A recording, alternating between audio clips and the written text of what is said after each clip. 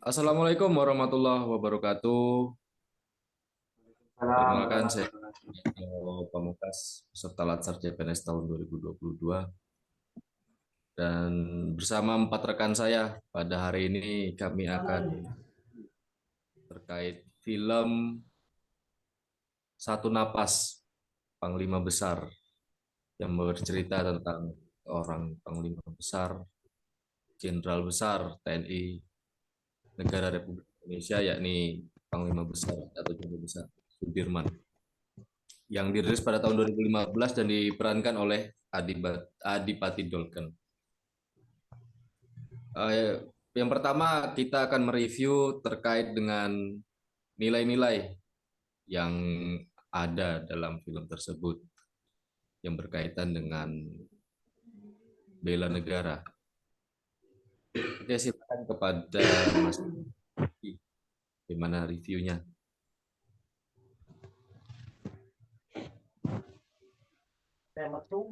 Ya, film Satu Napas Panglima Besar merupakan film yang menceritakan kisah perjuangan Jenderal Sudirman melawan para penjajah Belanda. Adegan pembukanya adalah Sudirman merupakan Panglima Besar pertama TNI yang pemilihannya dilakukan lewat demokrasi pemungutan suara.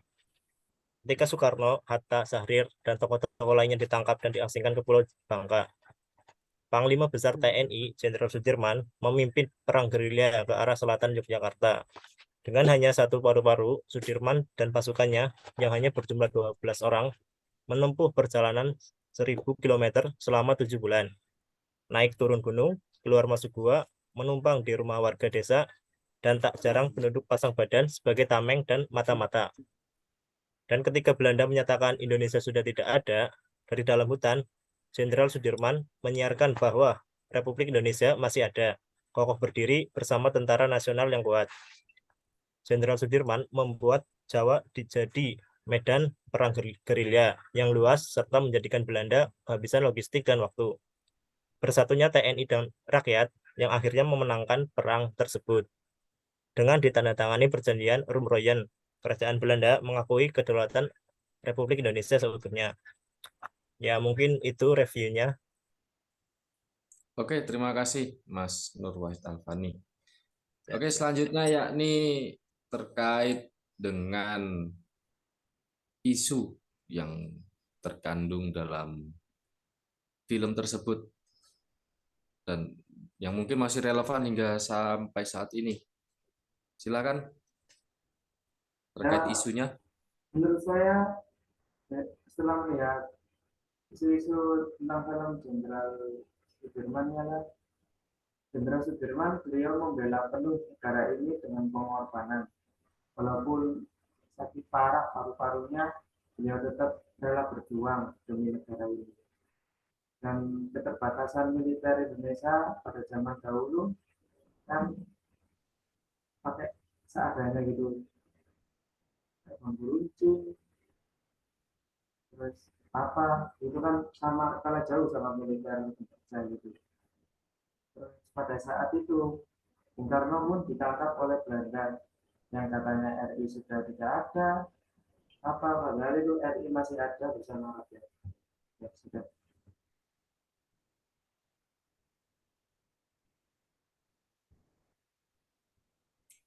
Oke, baik. Terima kasih Mas Taufikur Rahman. Oke, berlanjut terkait dengan apa sih nilai-nilai kebangsaan, nilai-nilai bela negara yang ada di film ini. Silakan.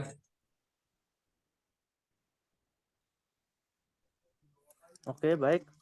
Menurut saya untuk nilai-nilai kebangsaannya, yaitu ada yang pertama itu cinta tanah air, yaitu di mana jiwa patriotisme kita untuk memperjuangkan bangsa Indonesia. Yang kedua ada kesadaran berbangsa dan bernegara, di mana kita berpartisipasi menjaga kedaulatan negara. Yang ketiga ada setia pada Pancasila dan ideologi sebagai ideologi negara, yaitu mempersatukan rakyat demi membela negara Indonesia tercinta.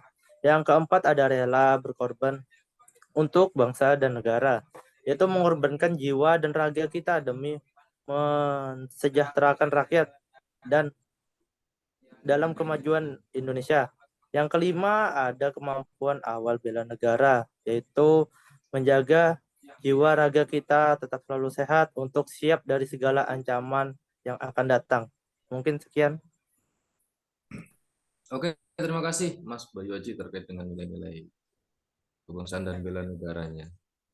Kita berlanjut dengan bagaimana sikap kita sebagai generasi bangsa, generasi pemuda penerus bangsa dalam menghargai jasa para pahlawan yang telah berjuang. Silakan terakhir Mas Fatur. Siap, izin menjawab. Sikap kita untuk menghargai perjuangan para pahlawan, tentunya kita harus melaksanakan tugas kita sebagai ASN, tentunya melaksanakan kewajiban yang semestinya, tidak menyalahgunakan wewenangan kita. Terus untuk menghargainya lagi, jangan melakukan kegiatan seperti upacara dengan hikmat, dan untuk tidak membuat leluhur kita menangis atau sedih, kita janganlah sampai ada perpecahan di antara kita sebagai warga Indonesia, dan kita harus memaksimalkan hubungan satu sama lain walaupun kita berbeda suku, bangsa, dan berbeda suku, ras, dan agama, tapi kita harus gotong royong untuk membangun negara Indonesia ini agar lebih maju lagi dan menjadi negara yang adil, damai, dan makmur. Sekian yang saya dapat sampaikan, Mas. Oke, siap. Terima kasih Mas Fatur. Berarti kunci utamanya adalah persatuan bagi rakyat Indonesia. Dan dalam setiap film yang dibuat pasti ada suatu harapan bagi penontonnya. Yang mana kalau bagi saya harapan setelah menonton film ini adalah semakin menumbuhkan rasa cinta tanah air dalam diri kita, dalam diri kita semua, khususnya peserta Latsar, dan dapat menumbuhkan rasa cinta tanah air dan rasa rela berkorban demi tumpah darah negara Republik Indonesia, demi mempertahankan kemerdekaan yang telah direbut oleh para pahlawan yang telah gugur mendahului kita. Oke, demikian podcast kita pada malam hari ini terkait dengan review film Satu Napas Panglima Besar. Jika ada salah kata, saya mohon maaf yang sebesar-besarnya. Saya akhiri dengan billahi taufiq wal hidayah. Wassalamualaikum warahmatullahi wabarakatuh. Waalaikumsalam warahmatullahi wabarakatuh. Waalaikumsalam. Coba dicek, Mas.